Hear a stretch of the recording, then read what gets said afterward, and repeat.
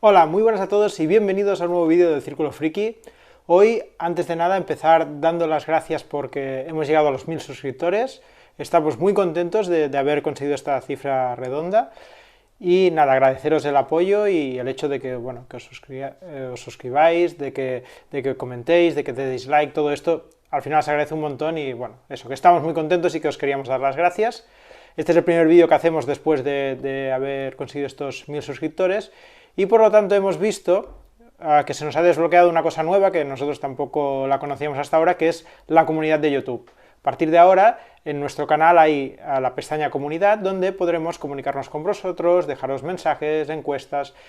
Hoy mismo ya hemos dejado el primer mensaje y una pequeña encuesta por si queréis seleccionar la respuesta que más os guste. Pues nada, pasamos a hablar del juego de hoy. Es un juego de esos que venían en el mega unboxing de la caja de Truquilis, esa que dejamos el vídeo por aquí por si queréis verlo.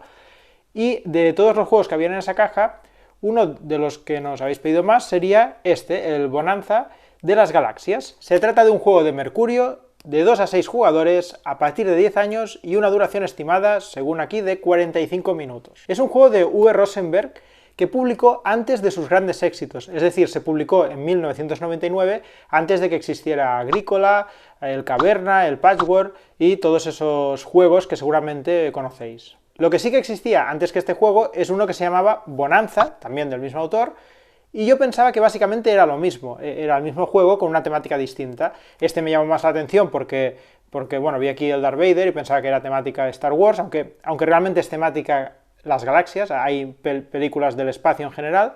Entonces, pensaba que era el mismo juego, pero al mirar un poco, este no lo he probado, pero al mirar un poco de qué iba, me he dado cuenta de que no, que son juegos totalmente distintos, que tienen mecánicas distintas. De este de aquí no os puedo hablar mucho, simplemente lo que he leído, que tiene mecánicas de negociación y cosas por el estilo. Este no tiene esas mecánicas. Hablaremos de este juego y a ver qué os parece. El juego básicamente contiene un pequeño manual, así, ¿vale? Por delante y por detrás, muy sencillito. El juego es muy sencillo de entender y de jugar, la verdad.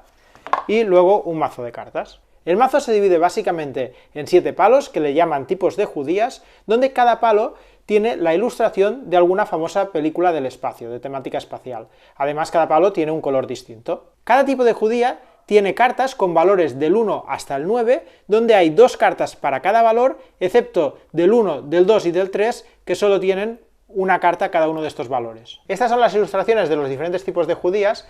Nosotros en nuestro grupo de Telegram hemos llegado a reconocer todas menos 3. A ver si alguien las conoce y lo deja en los comentarios, a ver si entre todos sabemos a qué película hace referencia cada uno de estos tipos de judías. Pues básicamente el juego consiste en ser el jugador que más judías espaciales recolecte, convirtiéndose así en el ganador de la partida, además de obtener el título del señor del Judiverso, que siempre queda bien en el currículum. Para explicar el cómo se juega, simularé una partida a 3 jugadores. Como no ha querido venir ni Darth Vader ni Luke Skywalker, he invitado a Maui y a Bayana. Yo seré el tercer jugador y empecemos con la preparación de la partida. Primero se elige al que repartirá las cartas, en este caso pues soy yo reparto las cartas. Seguidamente se mezcla el mazo y se reparte 3 cartas boca abajo al resto de jugadores, pero no al que reparte, es decir, 1, 2 y 3. Fijaos que yo no recibo ninguna carta. Y aquí pondríamos, por ejemplo, el mazo de robo. Y ya está, el jugador de la izquierda, del que ha repartido, que sería el Maui, será el jugador que empezará la partida. Y para jugar deberá seguir los siguientes pasos. Él podrá mirar sus cartas, solo él, ¿vale? Estas cartas solo las ve él. Y a partir de aquí sigue estos pasos. Primero debe elegir opcionalmente si quiere robar 2 cartas. Imaginaos que elige que sí, que roba 2 cartas, ¿no? Pues roba 2 cartas. Lo que no puede hacer es robar solo una, ¿vale? O robas 2 cartas o no robas ninguna. El segundo paso consistiría en una venta de plantación, es decir, en este juego nosotros tendremos hasta 2 plantaciones y podremos elegir venderlas. Como este paso es opcional y en la primera ronda no se hace porque no tenemos plantaciones que vender, lo explicaré más adelante. Entonces el tercer paso sería ampliar una plantación o empezar una de nueva. Este paso sí que es obligatorio y deberemos hacer o una cosa o la otra. O ampliamos una de nuestras plantaciones o iniciamos una plantación nueva. En este caso, en la primera ronda no podemos ampliar porque no tenemos plantaciones, por lo tanto solo explicaré cómo se empieza una plantación nueva. Básicamente consiste en elegir una o más cartas del mismo color y bajarlas a la mesa en tu primera plantación, que estará a la vista, es decir, que la pondremos boca arriba. Imaginaos que Maui elige empezar por esta porque ya tiene 2. Simplemente las coloca así y ya tiene una plantación a la vista. Y el cuarto y último paso, que también es obligatorio, es las cartas que le han quedado en mano se las pasa al jugador de su derecha, es decir, a mí. Ahora yo recibo estas cartas, que serán para mi turno. Ahora el juego continuaría con el resto de turnos del resto de los jugadores, que harían exactamente los mismos pasos hasta llegar al que ha repartido las cartas, que sería el último de la ronda, que en este caso sería yo. Es decir, la avellana haría también su paso, que cogería estas cartas, decidiría si robar o no. Imaginaos que decide no robar, que planta estas dos también aquí, y con la que le queda le pasa esto al jugador de su derecha, que sería Magui. Y ahora yo jugaría mi turno, que yo haría lo mismo con las cartas que me ha dejado Magui. Mi turno, pues elijo esto, pues elijo robar dos cartas, por ejemplo, cojo dos, y pues por ejemplo bajo estas dos, ya que hay dos, y las coloco aquí. Y le paso mis cartas al jugador de la derecha, que es Vaiana. Me fijo que ella ha hecho una plantación roja y no le dejo ningún rojo, por lo tanto está bien pasarle estas cartas. Si le pasara rojo, pues le estaría haciendo un favor. Y con esto ya tenemos nuestra primera ronda hecha. Ahora empezaría la segunda ronda, que la usaré para explicar ese par de casos que no hemos podido hacer en la primera ronda, pero que ahora ya podemos porque ya tenemos plantaciones. Pues para verlo simulemos el inicio de esta segunda ronda. Volvería a tocar, empezar la ronda a Magui, que haría lo de siempre, cogería su carta, en este caso pues como tiene pocas decide robar, por ejemplo, ¿no? Se lleva estas dos, y a partir de aquí sigue los pasos. Una cosa importante es que el primer paso de robar dos cartas es opcional, pero si no tuvieras ninguna carta en la mano, entonces es obligatorio. Y si el mazo de robo se agotara y por lo tanto no tuvieras cartas que robar, entonces se cogerá el mazo de la pila de descartes, que ya veremos que se irá formando, y se crearía un nuevo mazo de robo. Ahora sí, el segundo paso, que habíamos dicho que era opcional, ahora puede hacerlo, que es vender una plantación. Él podría decidir si vender o no vender esta plantación en función de si le interesa o no. Depende de cuándo la vendemos, nos puede dar puntos o no. Si decides venderla, debes contar cuántas cartas hay en la plantación. Y si en la plantación hay una carta con el número igual al número de cartas que tienes, entonces te llevas esa cantidad de puntos. Se representa cogiendo la carta de ese valor y quedándotela en tu zona. Es decir, aquí él tiene un 6 y un 7. Y tiene dos cartas. Como no tiene la carta 2, no se llevaría ningún punto. Supongamos esta situación que tuviera tres cartas, y fijaos que tiene tres cartas, y una de ellas es el número 3. Aquí si la vendiera, sí que se llevaría este 3, se quedaría 3 puntos, y estas dos cartas son las que se dejarían en el descarte. Siguiendo con la situación inicial que teníamos, imaginaos que en este turno decide no vender porque no se llevaría ningún punto. Pasaríamos al tercer paso. Como hemos visto, el tercer paso era ampliar plantaciones o empezar una nueva. Recordad que solo se puede hacer una de las dos cosas, o ampliamos o abrimos una nueva. Si decidimos empezar una plantación nueva, la empezamos en secreto, boca abajo, poniendo una o más cartas del mismo color frente a nuestro. Es decir, si él decidiera empezar una plantación nueva con estas, como no tiene repetidas, tendría que elegir una, imaginaos que elige el gris, y la pondría boca abajo, y sería una plantación secreta, que nadie sabría de qué color es. Solo puedes tener dos, una a la vista, siempre, y la segunda secreta. Supongamos que esto ya lo tenía así, y que en este turno tiene que ampliar o empezar una nueva. No podría empezar una nueva porque ya tiene dos y no se puede tener más de dos, pero sí que podría ampliar. ¿Y cómo puede ampliar? Para ampliar puede coger tantas cartas como quiera de su mano que encajen con sus plantaciones y ampliarlas. Es decir, podría poner todas las cartas rojas que quisiera aquí, que tuviera en la mano, y podría poner aquí tantas cartas grises como tuviese. Y finalmente, después de su turno, pasaría las cartas al jugador de su derecha, es decir, a mí. Vale, pues imaginamos que seguimos esta ronda y que también hubiese acabado. Ella hubiera hecho algo, le hubiera pasado las cartas a él, yo hubiese hecho algo y le hubiese pasado las cartas a ella. Y estaríamos ya en una tercera ronda, que simularemos para explicar unos detalles que han quedado pendientes. Vale, imaginamos que Magui empiece su tercera ronda, pero imaginaos que está en esta situación, que esta carta, el 3 que habíamos quitado antes, lo tiene aquí, ¿vale? Él decide si robar cartas o no. Pues imaginaos que decide robar, vale, 1 y 2.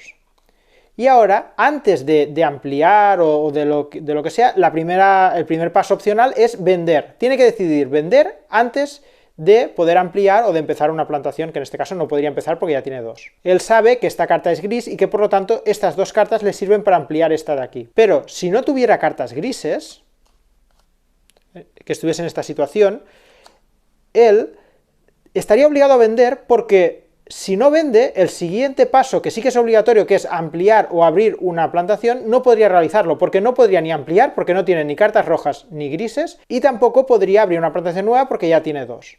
Por lo tanto, estaría obligado a vender. En este caso, pues él debería vender esta, que tiene suerte y que tiene 3 cartas, y como tiene el número 3, se lleva 3 puntos. Descarta estas 2 cartas, y esta de aquí se la llevaría a su zona, que serían puntos para el final de la partida. Lo que es importante ver es que como estaba obligado a vender porque no podía ni ampliar ni abrir plantación nueva, siempre hay que vender la que está a la vista, aunque no le hubiese generado ningún punto. Si no hubiese tenido este 3, la hubiera tenido que vender sin ganar nada. Si tiene que vender, como es el caso, y vende esta y se lleva estos puntos, en el momento justo de vender, la que está oculta se revela. Y esta es la nueva plantación a la vista. Y ahora decide si quiere seguir vendiendo, porque tiene oportunidad de vender las dos. Si decide vender esta, pues no se llevaría ningún punto, porque esto es un 7 y tiene solo una carta. Entonces lo que podría hacer en este caso es decir, vale, pues ya no vendo más y paso al siguiente turno, que ahora sí que, al haber vendido, sí que tiene espacio libre para iniciar una plantación nueva boca abajo, por ejemplo así.